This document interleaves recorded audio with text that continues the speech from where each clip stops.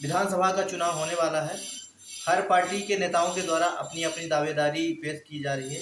जहां पर आपको बता दूं कि हर पार्टियों के द्वारा जो है तो कांग्रेस हो या बीजेपी हो चाहे आम आदमी पार्टी हो, हर पार्टी के नेताओं के द्वारा जनता के बीच में जाकर और जनता से अपने मुद्दों पर मुखातिब हो रहे हैं और बता रहे हैं। उसी बीच आपको बता दूं कि सिहावल विधानसभा क्षेत्र से अगर हम बात करें तो आम आदमी पार्टी से निसार आलम जी हैं, हमारे साथ मौजूद हैं। अगर हम बात करें तो 2018 के विधानसभा चुनाव में ये अपनी दावेदारी बीएसपी पार्टी से कर चुके हैं। इस बार 2023 के विधानसभा चुनाव में इनका ये कहना है कि आम आदमी पार्टी से ये जमीनी मैदान पर उतरने वाले हैं। आपको बता दूं कि इनका राजनीतिक कैरियर जो है 1993 से शुरू हुआ था, जो कि छात्र आंदोलन में काफ़ी तेजी से इनका वो कार्यक्रम चला था। उसी दौरान ये हाल ही में कई मुद्दों पर ये चर्चा करेंगे और कई जगह पर एक कार्यक्रम भी कर चुके हैं और आंदोलनों में भी शामिल हो चुके हैं। और इस वर्ष 2023 के विधानसभा चुनाव को लेकर के इनकी क्या मुद्दे हैं, इनके क्या विचार हैं और जनता से किस प्रकार से मुखातिब हो रहे हैं, अभी हम सीधे इनसे ही जानने का प्रयास करते हैं कि 2023 के विधानसभा चुनाव को लेकर के इनकी क्या मंशा है। क्योंकि अगर हम बात करें तो 2018 की विधानसभा चुनाव में ये 7000 वोट से सिहावल विधानसभा से पाए थे। अब इस बार इनकी क्या मंशा है, क्या कहना चाहेंगे, सीधे इनसे हम रूबरू। स्वागत है महोदय जी। जी, ये बताइए कि 2018 में आप चुनाव लड़ चुके थे बीएसपी पार्टी से, फिर इस बार 2023 के चुनाव में बदलाव क्यों? पार्टी का बदलना क्यों? मैं बीएसपी में ही था। बीएसपी में मेरा मायावती जी ने मुझ पर भरोसा जताकर मुझे टिकट दिया था, लेकिन बीएसपी की जो नीतियाँ थी और राष्ट्रपति चुनाव में जो द्रौपदी मुर्मू जो कि भाजपा के संगठन से उनको किए थे और उसी वजह से उन्होंने सपोर्ट किया और खुल के कि हम द्रौपदी मुर्मू करते हैं। तो हमारा सांप्रदायिक पार्टियों से बहुत ही दूरी रहती है, क्योंकि मेरी मानसिकता में समाजवाद है, अम्बेडकरवादी हूँ मैं, और इसी वजह से मैंने बसपा को छोड़ दिया और मैं विभिन्न संगठनों में भी बसपा में रहते हुए भी काम करता रहा और इसी वजह से मैंने छोड़ के और शिक्षा और देश की जो भ्रष्टाचार है और स्वास्थ्य है और दिल्ली की जो वहाँ चकाचौंध की दुनिया में जो छात्रों को, बच्चों को अच्छी शिक्षा गरीब बच्चों को दे रहे हैं, इसी वजह से मैंने भरोसा जताया और केजरीवाल जी की पार्टी आम आदमी पार्टी की सदस्यता ग्रहण करी। जी, ये बताइए कि 2023 के विधानसभा चुनाव को आप कैसे देखते हैं, खासकर सिहावल विधानसभा में? क्योंकि अगर बात की जाए तो ये सिहावल विधानसभा कांग्रेस का गढ़ माना जाता है, तो क्या लगता है कि इस बार क्या बदलाव हो सकता है, क्या जनता का क्या रुख है?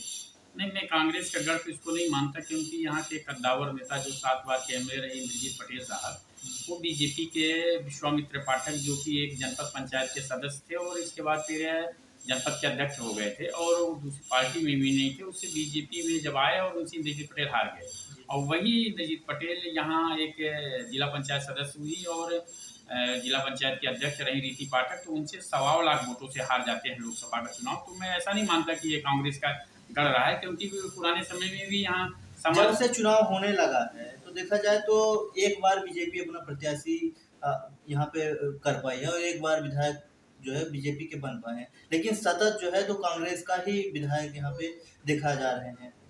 तो क्या क्या लगता है इस बार आपको? इस बार जो है लोगों का बदलाव की ओर है, क्योंकि एक ही पार्टी के और एक ही परिवार के लोगों से यहाँ के जनता का मन जो है ऊब गया है और वो चाहते हैं कि बदलाव, जैसे पंजाब में बदलाव है, दिल्ली में बदलाव है या देश के अन्य कोनों में कोने कोने में बदलाव है, तो यहाँ के लोग वो बदलाव चाहते हैं।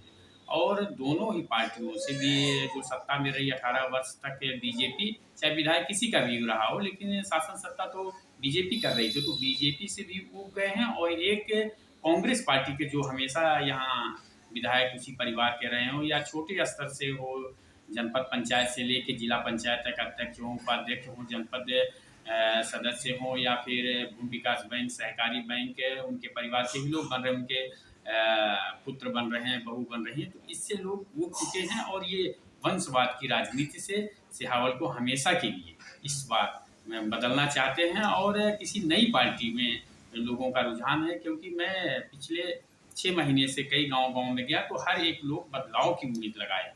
जी, तो इस बार क्या मुद्दे हैं आपके 2023 में, अगर बात की जाए, आप भी चुनाव मैदान में उतर रहे हैं, तो अगर जनता अगर आपको मौका देती है तो इस बार क्या क्या मुद्दे हैं सिहावल विधानसभा में, मुख्य मुद्दे?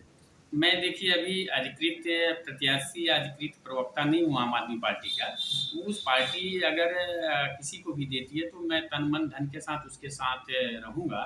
और अगर मुझ पे भरोसा जताती है तो सबसे मेरा पहला काम है कि जो जोगदा है, सोन नदी का पुल है जो क्षतिग्रस्त है, जिसमें 15 महीने से नूरा कुश्ती कांग्रेस और बीजेपी वाले कर रहे हैं और आम जनमानस वहाँ परेशान है। तो पहला काम मेरा रहेगा जोगदा पुल।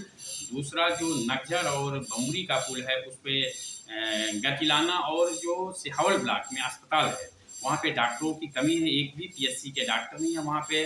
अच्छी स्वास्थ्य सुविधा को मुहैया कराना और डॉक्टरों की कमी की पूर्ति करना।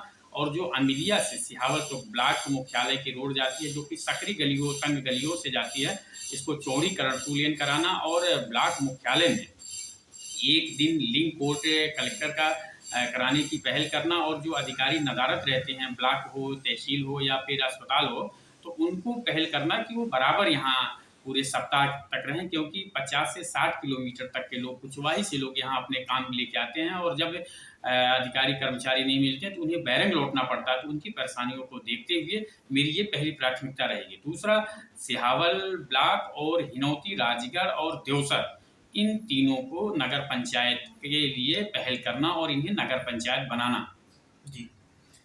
क्या लगता है कि जनता का क्या सपोर्ट मिल सकता है अगर पार्टी आपको मौका देती है तो? जनता का पार्टी तो मौका दे सकती है अपने को, क्योंकि पार्टी हमारे ऊपर विश्वास जता सकती है, क्योंकि अगर धार्मिक अल्पसंख्यक हो या ओबीसी हो या एससी एसटी हो या माइनॉरिटी हो, मेरा और सर्वहारा वर्ग के लोगों के पास भी मेरा उठना बैठना 12 महीने हमारा एक ही काम रहता है।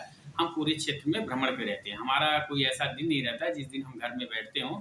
तो अगर पार्टी हम पे करती है तो हमको ये विश्वास है कि लोगों का सहानुभूति हमारे साथ रहेगा। और अगर उनकी सहानुभूति हमारे साथ रहती है और यदि हम यहाँ से हमारी पार्टी का कोई आदमी एमएलए बनता है या फिर हम स्वयं बनते हैं, तो हमारी पहली रहेगी कि यहाँ की जो मूलभूत सुविधाएं हैं उस मूलभूत सुविधाओं को जनता के तक पहुँचाना है। और वहाँ की जनता को, यहाँ के जो अशिक्षित हैं और वो अपने बच्चों को पढ़ा नहीं पाते, एक अच्छी शिक्षा की व्यवस्था करना और एक दूर दराज जाने पे भी वहाँ भी उनकी पहल करना। और स्वास्थ्य और खासकर ये जो सड़क की मैं बताया हूँ, परिवहन में जो असुविधा होती है, इसको भी अच्छी तरह से